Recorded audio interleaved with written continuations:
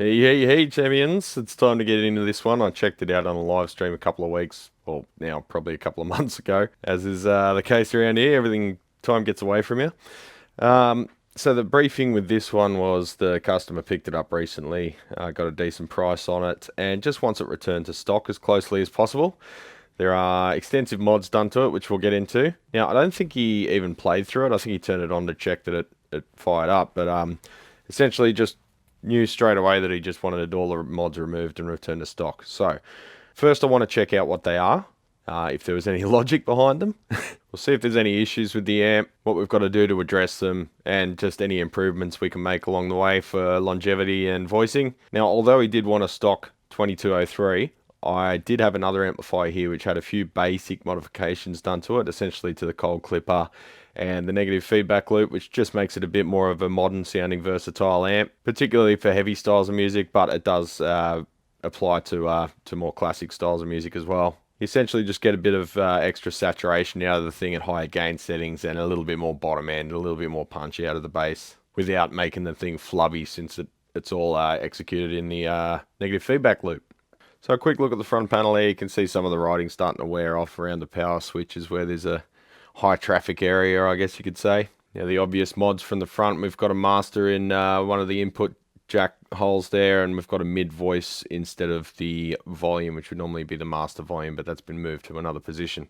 So the mid voice makes me think they're doing some Ampeg style Lee Jackson type stuff there, so we'll have a look and compare the circuit. But like I said, the customer just wants all this ripped out and returned to stock, but just for our curiosity's sake. Well, you know, what would a tech be without a sense of curiosity? Probably have a real job instead. Moving on. So let's at least fire it up. Turn the master down for the moment, everything else at midway. And we'll just see how she responds and maybe figure out what the mods are before we analyze them. Alright, champions, so we've got it fired up. It's drawing about 140 watts from the wall, which isn't too much. It's probably biased around 60% in that case. Quite a bit of hiss and a little bit of hum there. You can probably make out there when I turn up the mic gain. It is noticeable over like speaking volume in the room. That's with the master all the way down. So it makes me wonder where the master is, if we've still got hiss with the master all the way down. Alright, so everything other than the master is 12 o'clock. So that master, I barely moved that then. And now that's like a little bit louder than bedroom volume. That barely moved a millimeter. And now we're at like reasonably loud playing level. Don't mind the hum, I've just got single coils again. I'll just go to the second position. So we'll put it at 9 o'clock. Now right now the hum, even in hum cancelling position on the Strat, is noticeable, and it sounds like we're going to have a very loud output.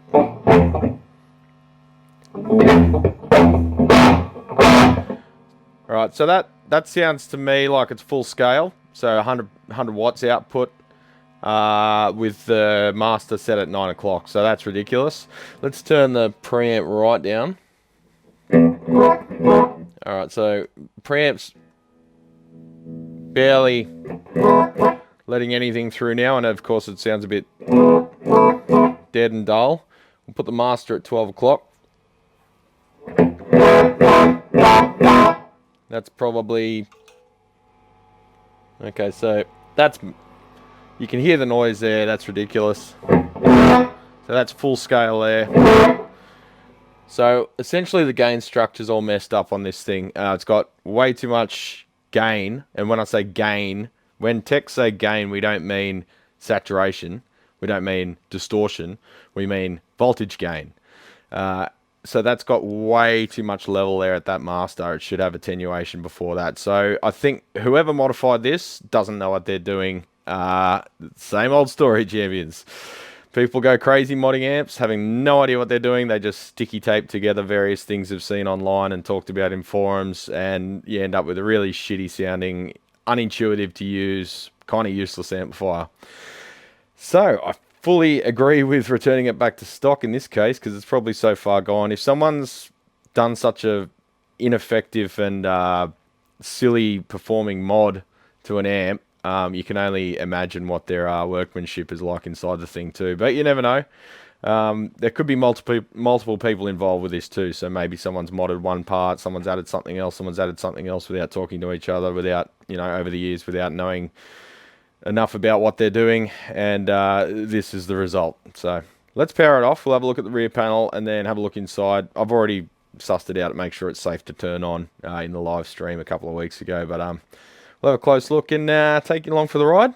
We'll rip the guts out of it and make it a beast, a roadworthy beast that will serve the customer well for many decades. Kind of depressing to say that, isn't it? How old am I going to be in a decade? 50 something. Jesus. Check it out. Came in so hot that it left skid marks.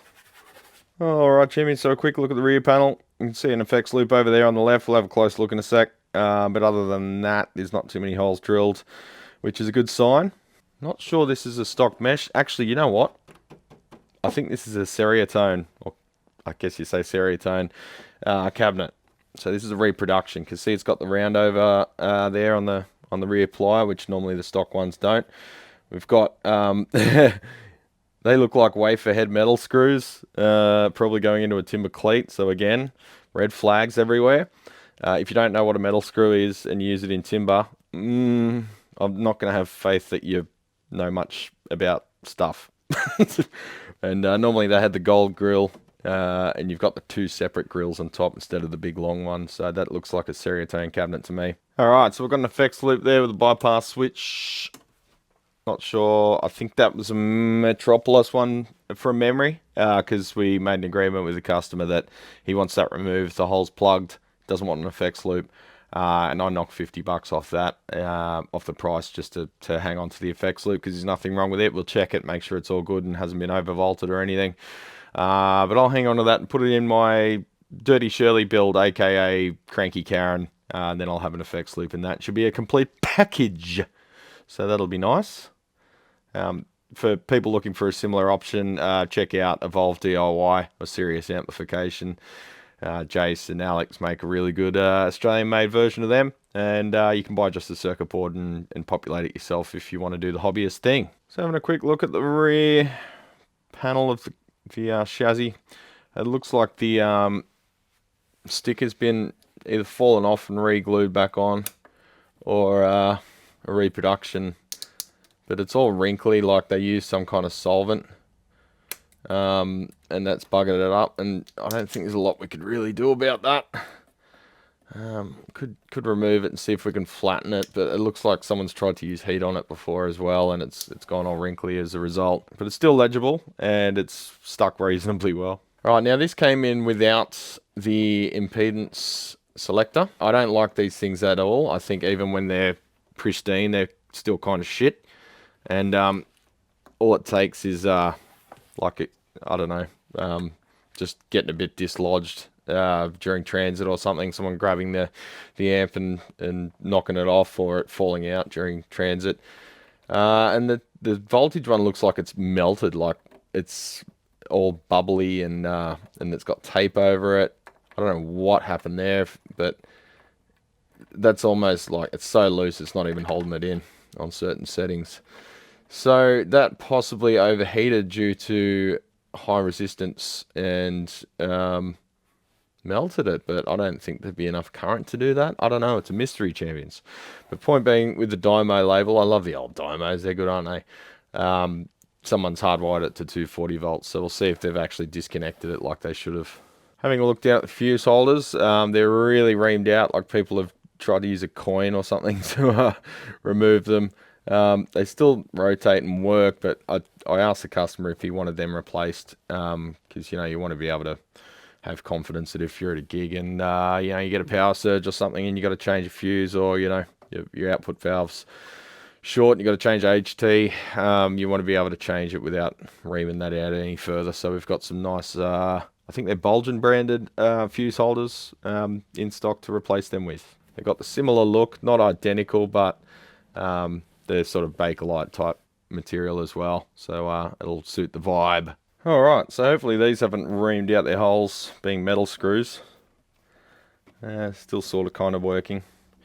But these are like wafer-headed Tek screws. These are meant for fixing plasterboard to a metal stud frame. You can see the flutes there on the tip that drill their way through the thin stud metal. So yeah, they're meant for construction, not for driving into wood on a Marshall head. Anyway, get them out of the way and take the back off, have a look. So I'll replace them with some stainless steel wood screws, raised head, countersunk, and some little cup washers to go against the Tilex there, with a flat washer underneath so it doesn't cut into the Tilex. That's the way to do it. Also check the holes in the cleat, make sure they're not stripped out by these inappropriate screws, and if we do need to, we can plug and re-drill them. Alright, so at first looks we've got a recap. We've used F&Ts there, which is a good choice. I'll check the date on them, but they look pretty recent.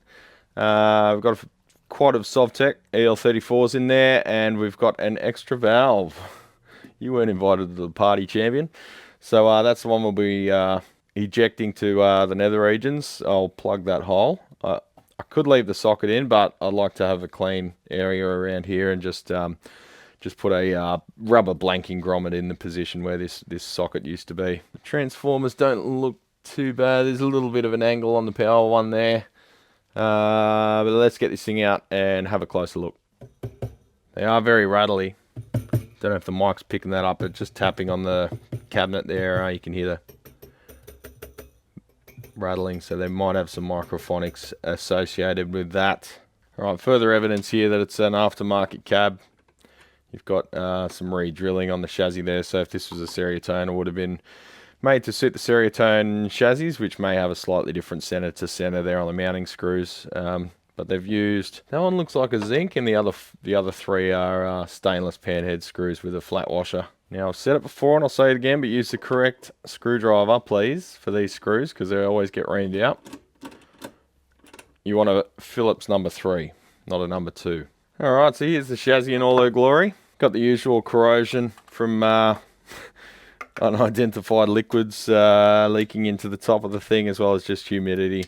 But yeah, usually under the vent you'll get spilled beers and stuff. Don't put beers on an amp, please, champions. That's a cardinal sin around me. That'll get you a snap kick to the groin. It's a valuable thing that's got high voltages, high temperatures. Why would you want to put your beer on a hot amp anyway?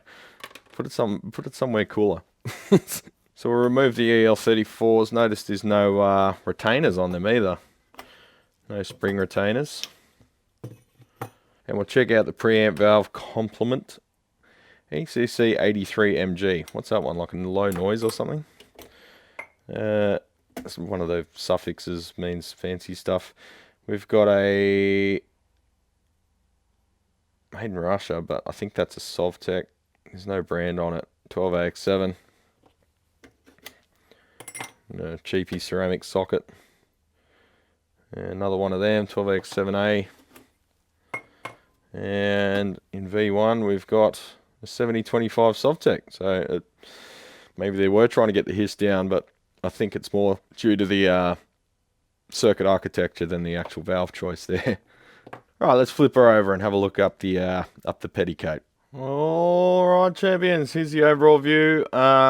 Just at a glance, there's silliness everywhere I look. I wish this wasn't the case. I wish people liked doing things correctly and thinking before they acted, but they just hate it. They hate it so much.